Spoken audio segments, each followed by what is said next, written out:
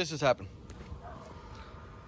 Luckily, I was on top of the car and I was able to shut it off right away. Yeah.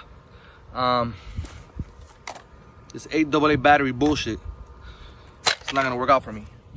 But if you don't have a kill switch and that happens, this baby's just gonna take off. And I'm telling you this,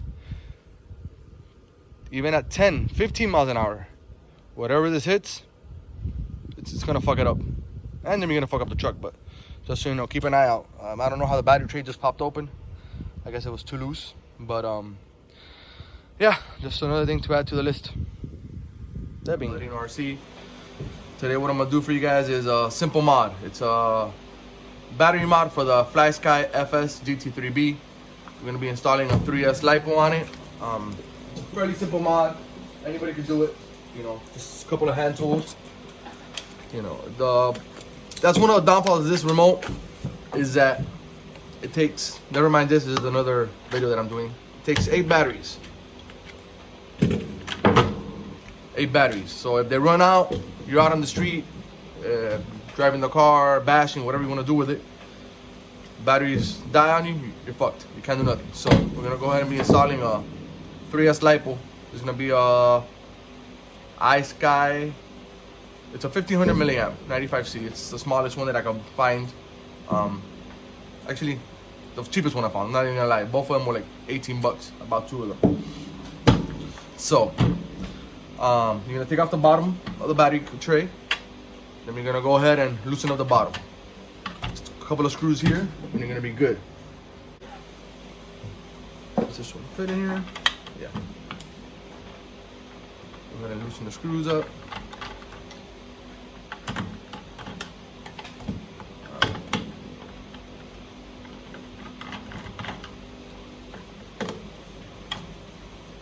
Just be careful when you're pulling it apart, you don't rip it out. You know. Most of you guys probably done this, so if you have, my apologies. And that was my impression of Thor, but I have wanted to do a little video on it. Okay, you want to just slightly open it up. You don't have to take off these screws, not needed. And that is a lie. Let's go ahead and loosen this one.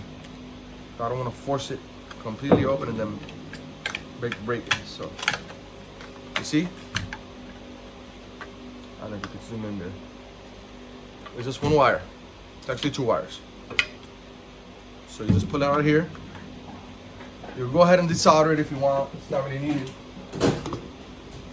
Just go ahead and cut it.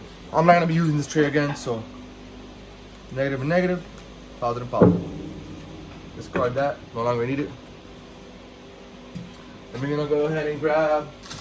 Let me see here just to make sure I say it correctly. Some JST plugs. Male, female, about a pack. This is like, I think, it was dirt cheap, man. I'm not even gonna lie. It was on eBay dirt cheap for a set of, how many is it? Like 10 sets? Got a male and female. I'm gonna go ahead and install the female onto the remote. Okay, what was I saying? I'm gonna go ahead and hook up the female, go in the hole, to this one. So, wire stripper, and then go ahead and grab some heat shrink. Recommendation is go ahead and cut it and insert it from the get-go. You don't need that much of it, but might as well. One side here, one side here. These parts already have a little bit of solder, but I'm gonna go ahead and strip them a little bit more. Okay. Here's the deal. My battery, the ones that I bought, don't have the JST plugs. Some people say, oh, cut it over here and just install it. You can't do that. I personally am not a fan of that, for a simple fact is, I'd rather hook this up to my charger with the XC60 plug than this. I find this flimsy. If it falls off the charger, it's gonna break. You know, at the end of the day, listen, it's just gonna be plugged in here. It's not gonna go nowhere. When you go to charge it, you wanna charge it quick. You don't wanna have the issue of the resistance or whatever coming from the cable being so thin, the gauge. So here's the deal. You're gonna have to splice this and install it in there. Don't get scared, just don't cut it, and if you cut it, it's not a big deal. So, here's what we're gonna do. To make this simple, let me see if I have heat shrink. Yes, I do. I have heat shrink thick enough for that. Need thicker, hold on. I'm gonna do something else. Yeah, that's gonna work. Let's put this to the side here, and let's finish the remote.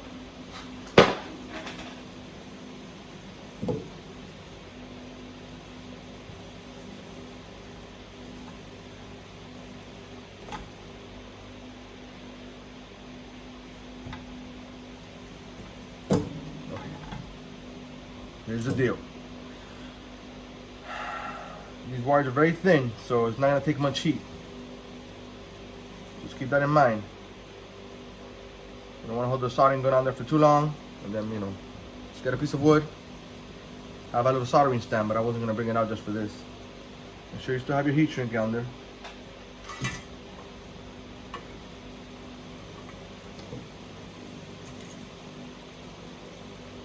This is why. Let me cut that. This is why with the tips that are already soldered, it's sometimes a pain in the ass because you can't really twist them. So that's fine. You have more than enough wire. And you know what? Worst case scenario, you grab another one. You have 8 more to go. Like this, and just twist them around. There goes the camera. Let me make sure it's recording. Okay, camera. Just the screen died out on my laptop because I'm casting it onto the laptop, and then it stopped recording. That goes. You don't have to give it much heat. As you're gonna see, just a little bit, and you're done. See, if you notice, I get a little bit too much heat and it started to melt. That's fine. Nothing's gonna happen. You know, I like to do them one at a time. Grab your heat shrink. You grab a heat gun. In this case, a lighter is what I have here, the closest thing. And this, the best thing on this is just be patient, because otherwise you'll burn it and it'll somewhat melt. Taking a little bit longer because I have a fan blowing towards me, so.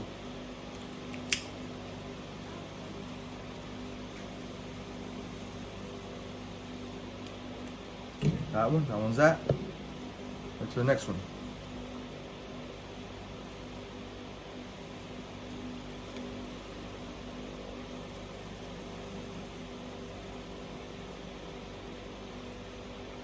The wires are so thin that turn around, grab your soldering iron, and again, watch it just a little bit.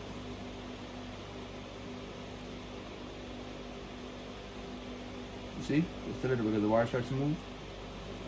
That's it, that's all you need. You're done.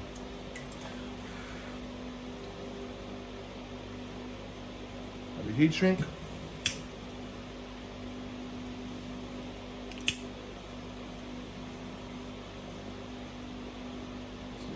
Be patient with this, because if not, let me show you what happens.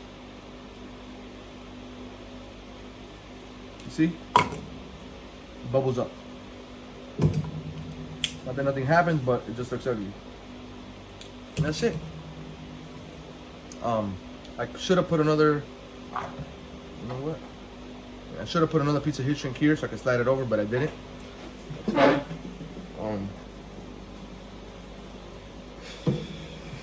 just don't want it being all like that, so let's see if maybe a piece of tape, electrical tape will work. Yes, I use electrical tape.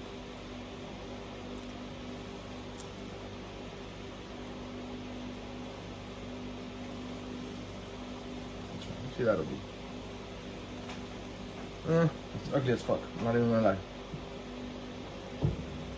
But it'll do. Whatever. I'll go ahead and make sure you get the wires back in there. If you notice, there's a place for them. So what I'm gonna do is I'm gonna push it in, and then just this side right here, like that.